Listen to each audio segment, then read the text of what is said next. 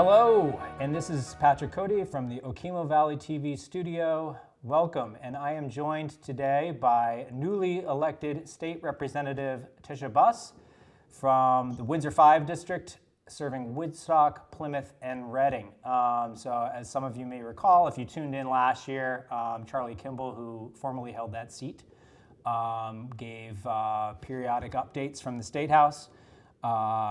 And Tesha has shown interest in continuing that tradition. So Tesha, thank you very much for joining us. I know it was a busy first week, I'm sure. So I appreciate your willingness to come on and make some time for this. Thank you for having me. Great. So tell me, week one at the legislature, for those of you who don't know, the legislature opened, Tesha, was it on Tuesday? Was it the first day? On Wednesday of this week. So the session is now, the new biennium, now in session. And Tesha, if you want to share any first impressions from under the Golden Dome? Excellent. Yes, it was a very exciting week to get everyone sworn in. It's a lot of exciting pomp and circumstance. So my daughter was actually able to come along with my mom and dad from Illinois. So it was exciting for them to see me get sworn in. And we did a legislative training back in November, which was really, really helpful. We spent a full week here at the State House just learning about joint fiscal, legislative council, how we interact. And basically, they tell young legislators, sit back and listen and ask a lot of questions. So that is what this week has been about. And it's also, we've learned our committee assignments and then, of course, received the governor's address. So what did your family think?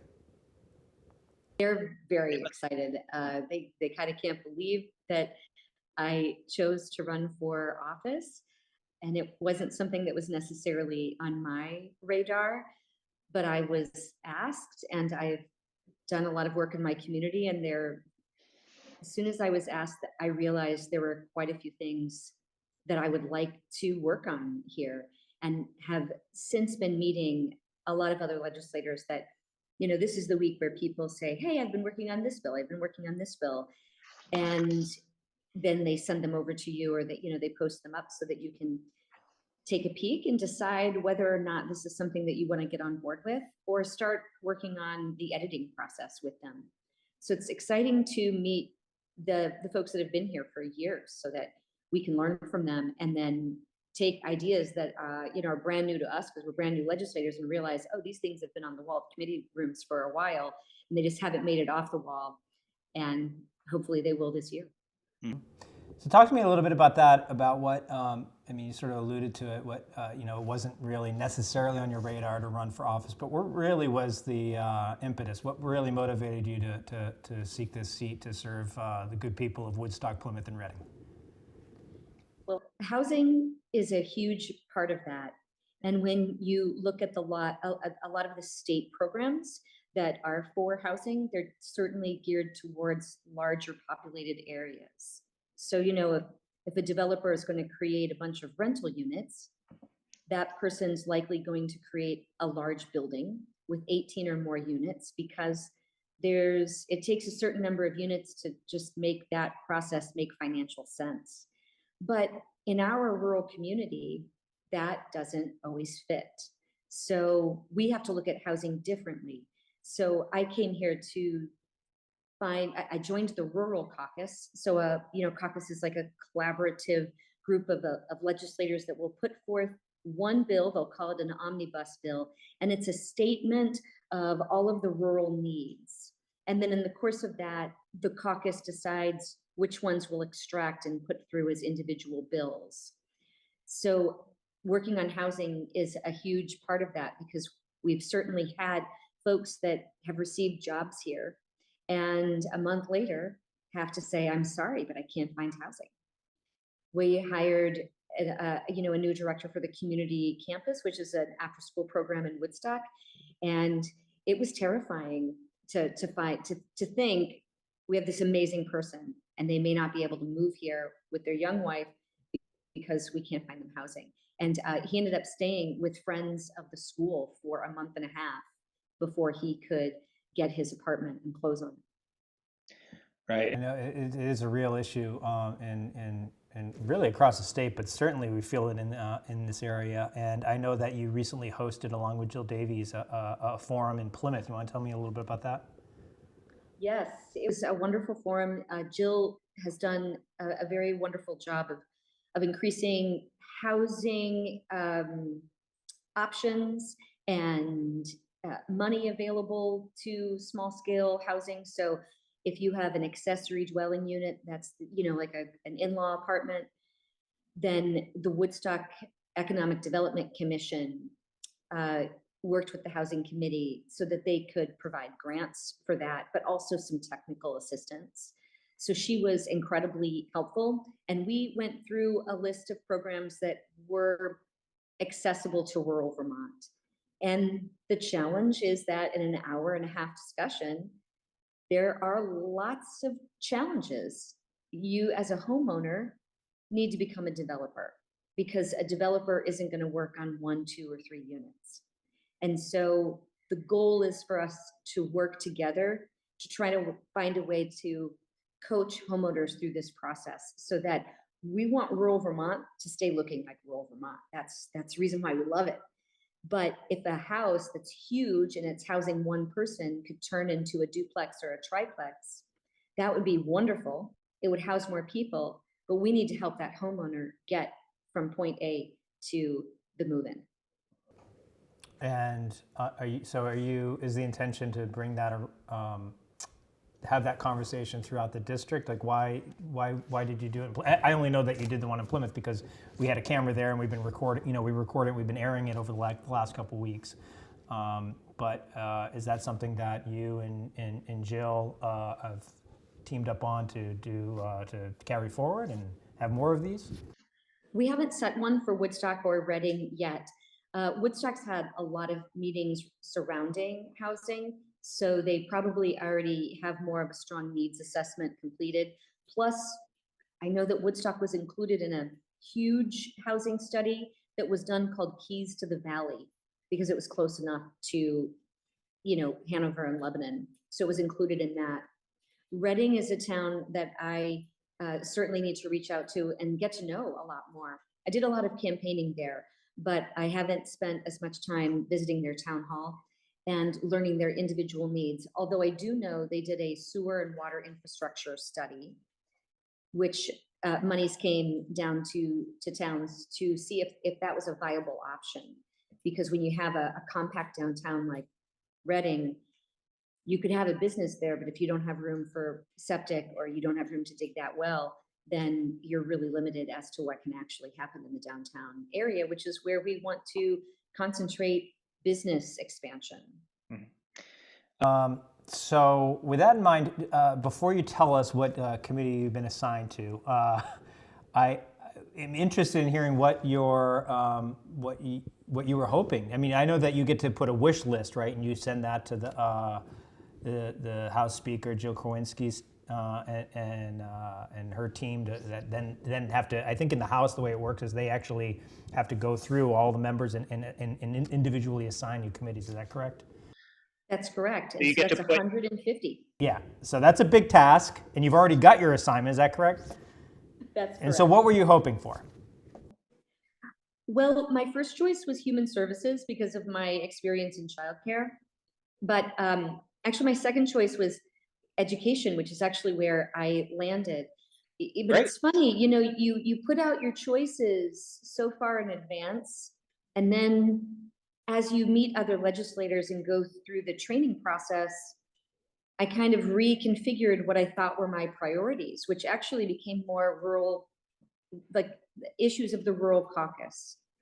And so then I kind of wondered if I would be on housing or commerce and community development. And I had that in my head that that's where I was going to land. And so when I got education, I was a little bit surprised, but I shouldn't have been based on my priorities. My daughter has a learning disability, and that's been challenging. And it's taught me a lot about how we teach literacy. So I'm very excited on those fronts. I am one of those potentially odd people that enjoys looking at taxes and how budgets play out. So that is going to be a large part of this committee's job, we will be looking at the potential for an income-based education finance system, most likely looking at the budget overall for the Agency of Education. And then we will also look at how the new Supreme Court ruling will come down to make sure that we, as a committee, need to ensure that our tax dollars go to high quality equitable education for all students. Mm-hmm. Well, that's great. You ended up on one of your top choices, so so you must be feeling good about that. And you are entering the State House and in this biennium for the first time, and it's almost back to normal, I guess, for the first time in the past two sessions have been either fully remote or some hybrid, which was last session between remote and in person. And now you're back fully in person, and people are lobbyists and the press, and it's almost back to business as usual. And being a first-time legislator, maybe you don't have that, that transition. So what are you hearing from your colleagues about that transition back to business as usual? It's a breath of fresh air for most people. There's still a COVID concern, and in fact, there was a COVID case that was announced this morning, but everybody just masked up and went through the day. But it is more effective to work face-to-face in what we do. I know there are a ton of people that work from home remotely, and we've attracted a lot of wonderful folks to Vermont that work remotely, and I applaud them for that. But considering how collaborative this process is, it's really exciting to be back in person. Yeah, I mean, there's pluses and minuses, it seems, for sure, but it's really hard to govern by, through Zoom or remotely. It would seem. Not being in government myself, but that's my impression. And we have been airing, so we'll make sure that now that we know that you're on the House Education Committee, we'll be sure to pick up those recordings, and we do air all the meetings, the committee meetings from our local legislators. So and observing that over the last couple of years, I have seen how challenging it can be to govern via Zoom, and so it is, I'm sure, as you said, a breath of fresh air. So that must feel good. While we still have you, I want to get your impressions of the governor's address, which was yesterday from the State House. I assume you were there for it. And do you have any impressions? I was there in the same room. It's very exciting. That was probably the most exciting part of this week. The Supreme Court justices came in, the senators are there, past governors, wonderful singers, and and then everyone got sworn in, the Secretary of State, the Attorney General, the Treasurer, and then, of course, the governor.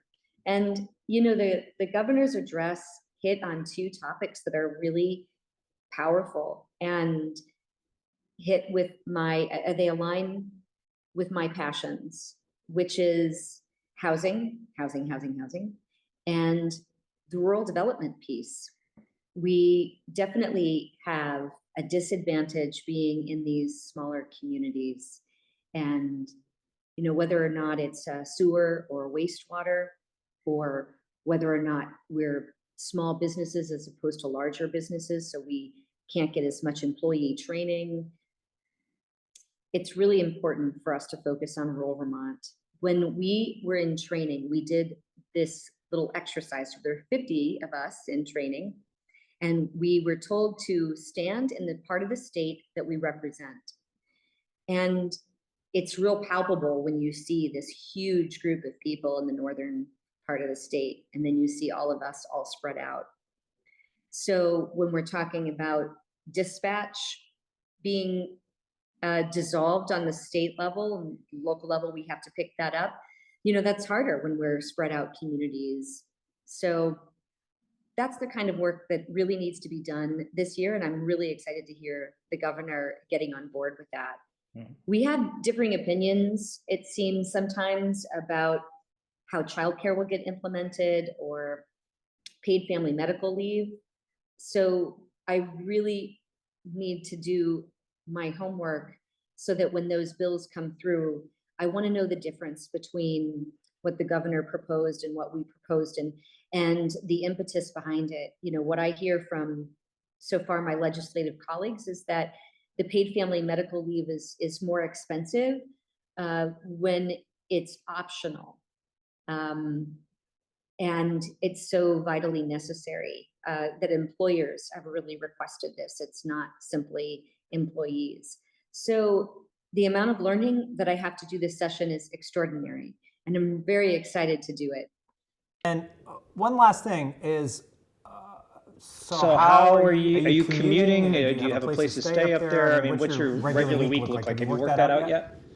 I have worked that out yet. I'm very fortunate that I did find a place up here. So I drive up on Tuesdays and stay Tuesday, Wednesday, Thursday night, and then I drive back on Friday afternoons. So it's, you know, the drive up and over Barnard is not something I wanted to do on a daily basis. And I actually had a flat tire on my way to work here because I hit a huge pothole. And so, you know, the less driving, the better. Absolutely, absolutely. Well, that's good to hear, and we look forward to hearing more and having you on throughout the session as your time allows. And until then, I wish you well, and we'll be paying attention. Thanks so much, Patrick. I appreciate you having me on. Thank you. You bet.